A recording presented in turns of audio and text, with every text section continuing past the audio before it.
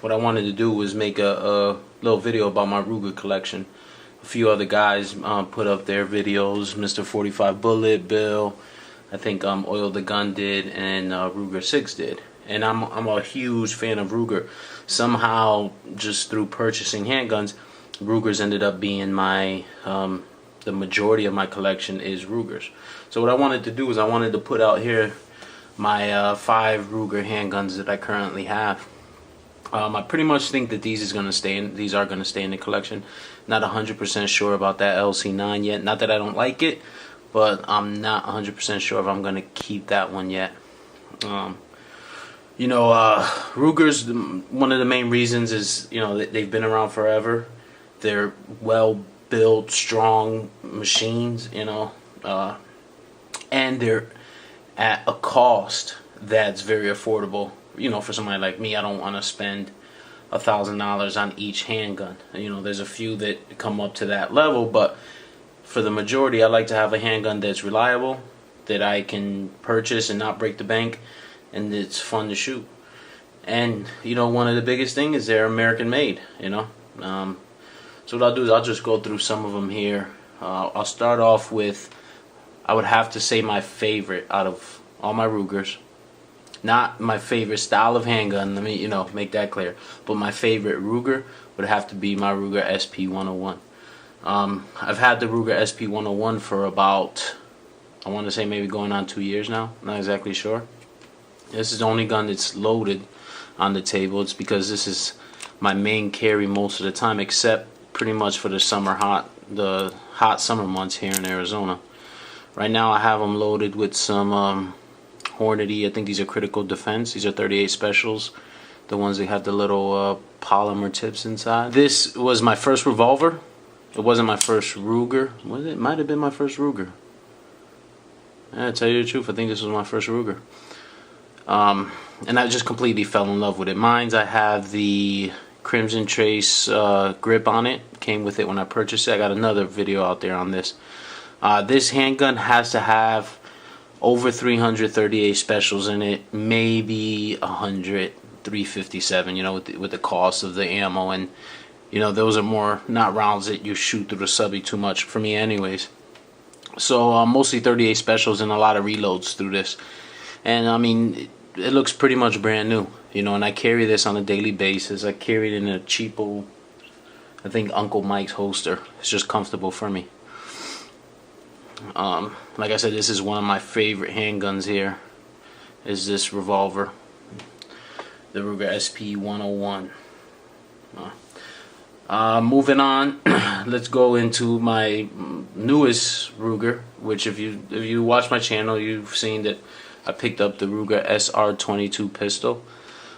Since I have this, I've had to at least put over 1,000 rounds. I put a whole box of the Winchester 5.55s through it.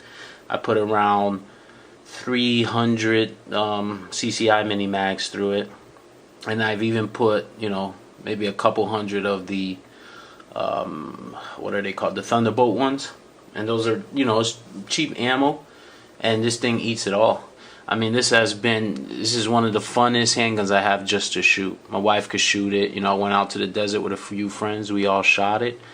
And, it's just a very economical and fun pistol. And reliable. I mean, the only issues I had with this is underpowered rounds. Like I said, the only handgun that's loaded on this table is was the Ruger SP101.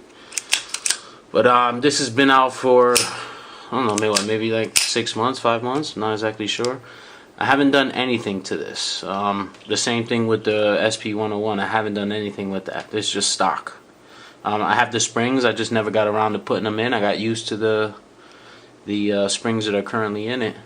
And with this, I don't think I'm going to do anything. The only thing is when they come out with that threaded barrel, definitely going to get one. I think this would be a blast to shoot with a silencer on there. And this one was extremely inexpensive. I think I paid maybe, like, after taxes and everything, like $400. I'm not sure. I bought it with a couple boxes of ammo.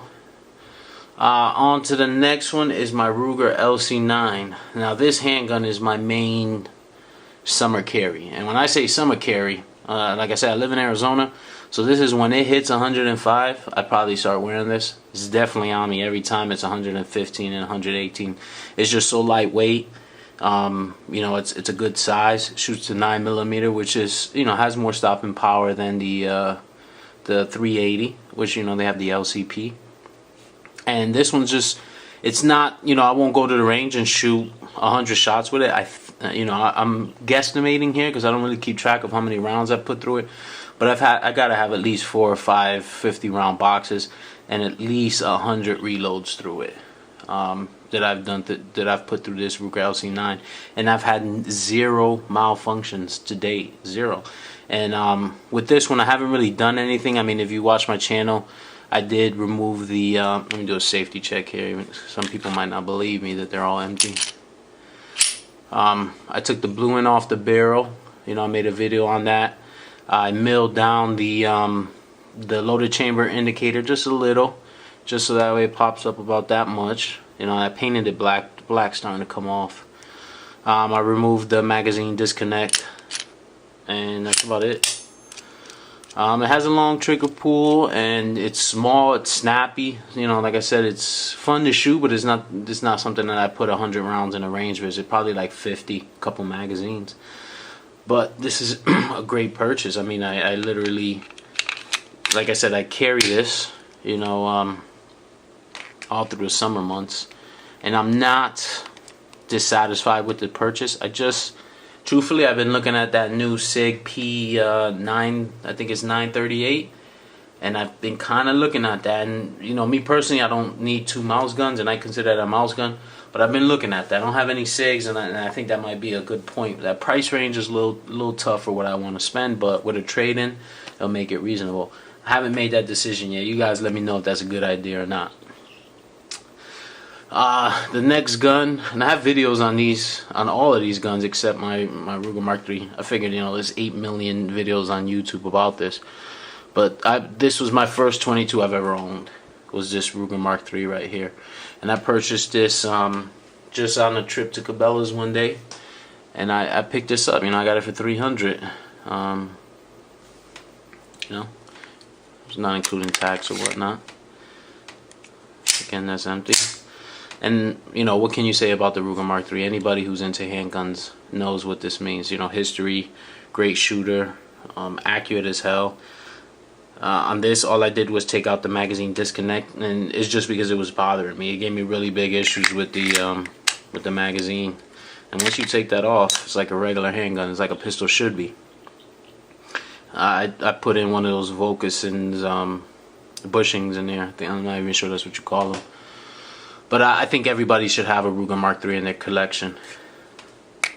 Again, that was very inexpensive, and it's inexpensive to shoot, you know, so you can't go wrong.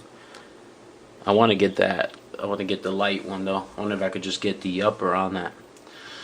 And then my final Ruger, which is this is my favorite of the Rugers. This is my favorite style of handgun, and it happens to be a Ruger, which is my Ruger SR 1911. I had this. I lucked out with this one. I got it a couple months after it came out, and this is just my pride and joy. But truthfully, this has about maybe 100 rounds through it. I don't take it out much. I got some reloads through it. I did a bunch of reloads, but they came out too hot.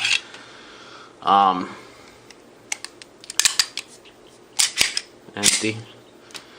And you know, what can you say? It's a 1911. It's down to the core design with some of the upgrades. You know, lowered and flared port. You know, you guys know, extended magazine. And this is my baby. I will never get rid of this one.